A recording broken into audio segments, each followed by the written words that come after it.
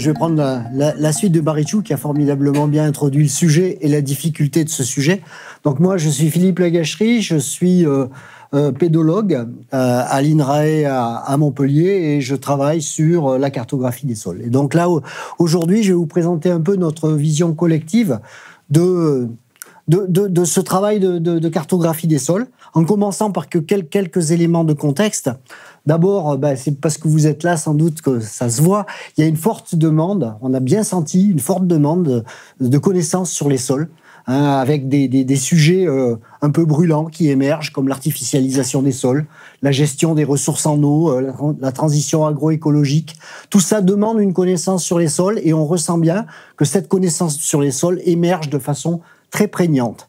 Alors, on l'a bien vu et vous l'avez dit aussi, c'est que malheureusement, par rapport à cette demande, on est un petit peu dépourvu actuellement par rapport à ce qu'on a sur l'étagère, puisqu'en fait, les cartes régionales qu'on vous a montrées sont encore trop imprécises pour prendre des décisions à la bonne échelle à laquelle ces décisions doivent être prises, qui sont plutôt l'échelle de la municipalité, de la communauté de communes, du bassin versant. Et donc, on a besoin de faire des progrès sur la précision de ces cartes. Alors ça, c'est pour l'enjeu. Malgré tout, on part sur des bases qui sont pas complètement mauvaises. D'une part, dans la région particulièrement, on a un historique très riche de collecte de données sur ces sols. Il faut savoir qu'on a 2 compagnies d'aménagement qui avaient des services pédologiques qui ont œuvré pendant des décennies et qui ont collecté énormément de données. Ces données, pour l'instant, elles sont, à notre avis, sous-utilisées. On a bien sûr, et ça on le sait, hein, une profusion de données spatiales, à commencer par des données de télédétection, des MNT, qui ne sont pas complètement sans relation avec le sol, donc à nous de les utiliser. Et par rapport à ça, sur le plan scientifique aussi, j'appartiens à une communauté scientifique qui s'est profondément renouvelée en termes de méthode. Le numérique est arrivé et je pense qu'on a fait la transition entre la cartographie classique, qui était relativement efficace, mais qui demandait énormément d'énergie, de temps pour pouvoir progresser, et puis une cartographie qu'on appelle la cartographie numérique des sols, ou alors cartographie des sols par modélisation statistique, qui va être un petit peu au cœur de mon exposé et que je vais essayer de vous communiquer pour la suite. Alors, cette cartographie, ne marche pas trop, voilà, je l'ai représenté par ce schéma. C'est un petit peu le cœur le cœur de notre dispositif. Là, j'ouvre un petit peu le capot pour vous montrer ce qu'on fait. En fait, ça part de cette équation qui est en haut, où en fait, on a des propriétés de sol à prédire en tout point, en tout lieu. Et en fait, ces propriétés de sol, on n'a pas accès partout, parce que le sol, il faut aller creuser pour y aller. Donc, en fait, on va essayer de trouver des proxys qui sont sur la droite de cette équation, avec une fonction et différents éléments du paysage qui, en fait, sont peu ou prou en relation avec le sol. Parmi ces éléments du paysage, la première chose, c'est les sols, c'est-à-dire l'information cartographique qui existe déjà. Par exemple, le référentiel régional pédologique, bien sûr, il va être utilisé comme donnée d'entrée pour prédire les sols, mais également tout élément qui peut éventuellement être relié au sol, comme le climat, tout ce qui est relatif au vivant, tout ce qui est relatif au relief, tout ce qui est relatif, bien sûr, au matériau parental, et également à la position géographique de l'endroit où on veut prédire. Et alors, on va essayer de mobiliser toutes ces informations en les rassemblant dans une fonction de prédiction. Et cette fonction de prédiction, on va la construire à partir de sites sur lesquels on connaît la caractéristique des sols.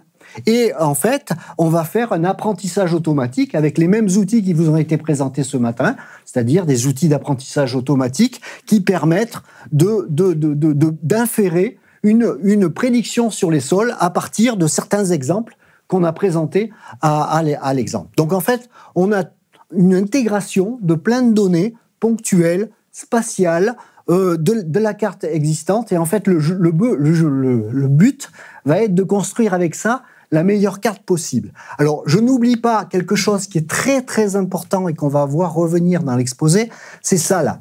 C'est qu'en fait, il y a une estimation d'incertitude qui est également associée à l'estimation de propriété. C'est très important parce que c'est ça aussi qui va rentrer dans l'aide à la décision. Est-ce que je peux décider, même si je suis pas complètement certain de ce que j'ai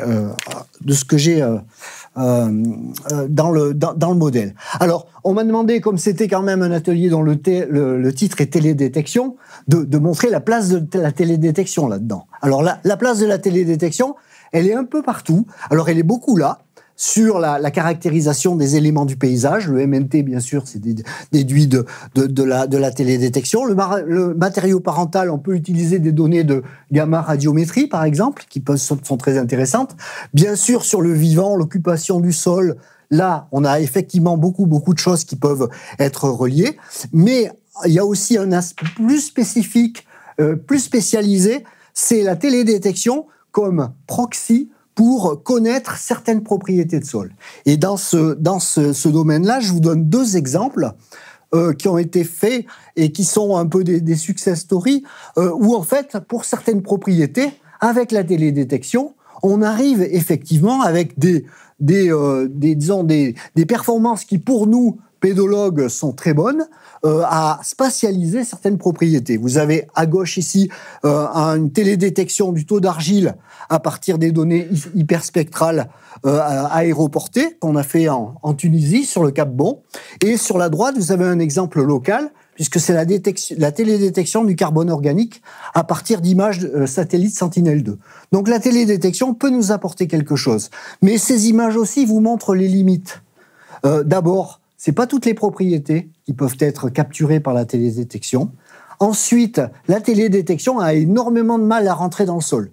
Et en fait, toutes les propriétés profondes, on les connaît pas. Or, vous savez qu'un sol, c'est pas la surface. C'est 1 mètre, 1,50 m, puisque en fait, les racines d'un blé, d'une vigne explorent des grandes épaisseurs. Donc en fait, on a ce problème-là, c'est qu'on peut pas tout avec la télédétection. Et en plus, avec la télédétection, vous voyez, il y a des noirs ici, il y a des blancs ici, ça c'est les zones couvertes par la végétation, on n'a pas eu accès au sol et on n'a pas pu prédire. Donc, tout ça pour dire que la télédétection, pour nous, est un outil précieux, mais ne saurait être une fin en soi, et on doit l'intégrer dans le dispositif que je vous ai montré avant, pour qu'elle puisse être mise en synergie avec toutes les autres données. Donc, je reprends la suite de l'histoire qui a été commencée à raconter par Marichou. On se situe toujours dans cet objectif du projet Terra Occitania où il fallait spatialiser un indice de qualité des sols. Donc, nous, on l'a fait avec une méthode donc de cartographie des sols par modélisation statistique, en utilisant, vous reconnaissez la petite équation sur la droite, là. Donc, on avait la carte pédologique, qui était, en l'occurrence, le référentiel régional pédologique, plusieurs éléments de données spatiales qui nous donnaient accès à des informations spatiales sur la formation des sols, des éléments aussi de positionnement géographique, une base d'apprentissage qui était 1229 observations avec analyse de sol, et on a fait tourner un modèle d'apprentissage pour travailler et pour prédire quelque chose. Le résultat, le voilà. On l'a fait sur une partie de l'Occitanie, parce que c'était la région où on pouvait travailler. Donc c'est la région côtière de la zone Occitanie. Vous avez à la fois une carte donc de valeurs prédites, d'indices de multifonctionnalité qui, quand on le ramène à l'échelle de la commune, commence à être assez résolu, donc intéressant. Alors le bémol, c'est la carte que l'on vous montre à droite, c'est la carte de l'incertitude, que je vous ai dit qu'on prédisait en même temps l'incertitude. Vous voyez qu'ici, on a quand même des niveaux d'incertitude qui sont très importants et qui peuvent se questionner par rapport à la prise de décision. On va voir comment, ultérieurement, dans l'exposé, comment on peut gérer ça. Donc voilà à quoi on arrive. Donc quelque chose qui est meilleur que le référentiel régional pédologique, mais qui pose encore des questions par rapport à l'utilité, par rapport à l'aide à la décision. Donc, pour progresser, qu'est-ce qui se passe ? Comme tout modèle d'apprentissage, je l'ai entendu beaucoup de fois dans cette séance, en fait, on a besoin de données d'entrée. On a besoin de données de terrain pour pouvoir faire apprendre le modèle. On est exactement dans la même position. Et c'est là qu'on se souvient qu'il y a eu, historiquement, pas mal de données qui ont été collectées par les bureaux d'études. Et on a donc lancé un travail sur cette récupération de bureaux d'études.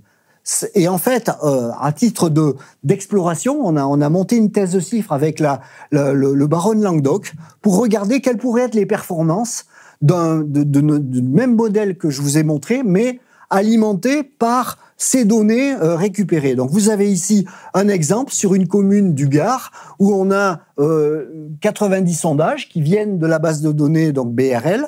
On a près de 3000 sondages qu'on a récupérés. Alors là, on s'est tapé la numérisation à la main. C'est quand même quelque chose d'assez lourd. Et voilà les résultats qu'on a obtenus. Ça, c'est la carte par défaut. Vous extrayez simplement. Alors, la propriété d'intérêt, bien sûr, pour le baron, là, c'est plus l'indice de qualité, c'est la réserve utile, puisque c'est des gens qui travaillent sur la gestion de l'irrigation. C'est véritablement la propriété du sol qui les intéresse. Donc, on a ici une donnée relativement mauvaise, qui est simplement extraite de la carte de réserve utile qu'on avait faite, nous, avant, sur l'ensemble du Languedoc-Roussillon. Et là, c'est les données quand on utilise les profils et les sondages.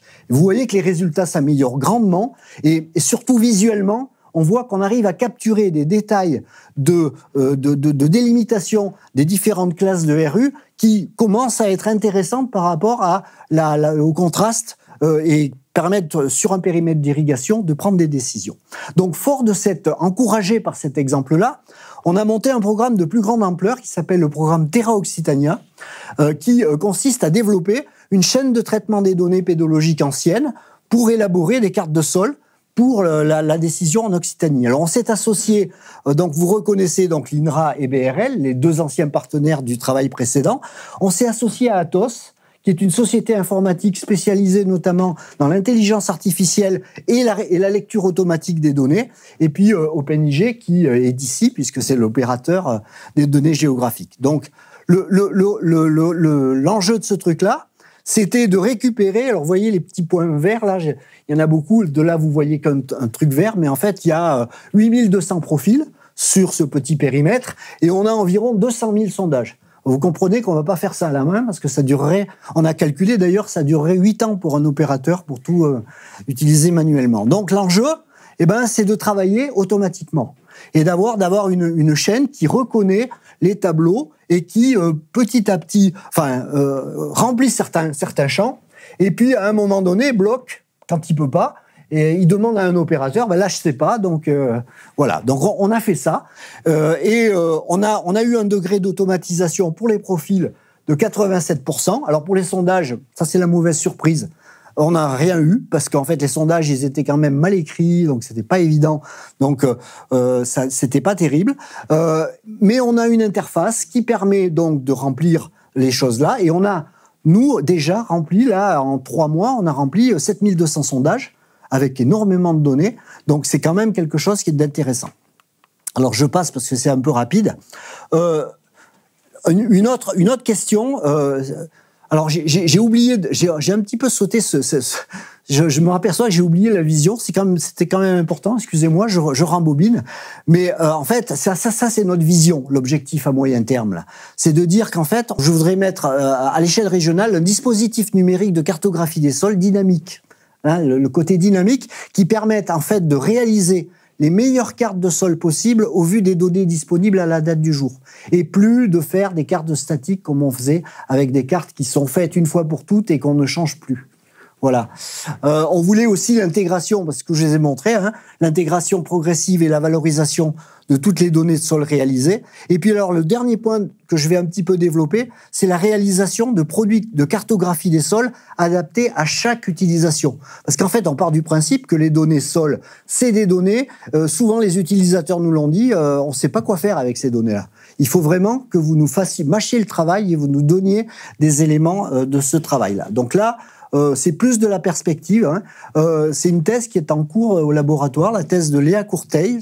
Et je vais illustrer un petit peu cet esprit par le problème de la gestion de l'incertitude. Ce que je vous ai montré tout à l'heure, beaucoup d'incertitudes. Donc pour décider, c'est pas évident en fait pour décider ça. Donc l'idée c'est de dire, en fait, on peut lâcher du lest. Peut-être que si on n'aime pas l'incertitude pour décider, regardons peut-être d'autres formalisations en agrégeant spatialement, donc en diminuant l'incertitude, et on a une représentation de l'incertitude. Vous avez deux cartes qui sont de la même, qui représentent la même information, une très agrégée sans incertitude, l'autre un peu moins agrégée, mais avec un petit peu d'incertitude. Et on va demander aux utilisateurs, par une enquête, pour une situation, quelle est votre préférence? Est-ce que vous préférez quelque chose de moins agrégé, mais qui est vraiment certain, ou alors quelque chose de désagrégé, mais très, très problématique? Voilà. Donc voilà, on veut aussi travailler sur les sujets qui ont été posés, c'est-à-dire l'indice de multifonctionnalité des sols. Ça veut dire derrière une pondération. Et on a bien vu quand on est revenu vers les utilisateurs, ils n'étaient pas contents avec cet indice parce qu'en fait ils pouvaient pas agir sur cet indice eux-mêmes pour poser les choses. Donc en fait, voilà, on a plusieurs choses. L'idée générale, c'est de rendre l'utilisateur actif sur le document cartographique, au lieu d'avoir simplement une carte avec laquelle faire avec. Bon, j'ai terminé, excusez-moi, je suis un peu long. Donc, juste pour montrer que la cartographie des sols par modélisation statistique, en fait, on pense que c'est un outil ad hoc pour intégrer et valoriser une connaissance régionale qui, actuellement, est encore relativement imprécise. Une dynamique est à l'œuvre en Occitanie. On l'a commencé avec Terra Occitania. On veut continuer. Terra Occitania arrive à son terme. On veut continuer en enrôlant d'autres partenaires et pour pouvoir créer cette dynamique et faire que cette vision que je vous ai présentée soit une réalité. Et enfin, on passe dans une phase aussi où les utilisateurs de cartes de sol seront beaucoup plus sollicités qu'avant via des interfaces interactives pour adapter les cartes à leurs besoins spécifiques pour leurs décisions, voire à participer, ça je le dis pas, mais c'est aussi des recherches qu'on est en train de mener, voire à participer à la collecte de données en amont des cartes. Merci.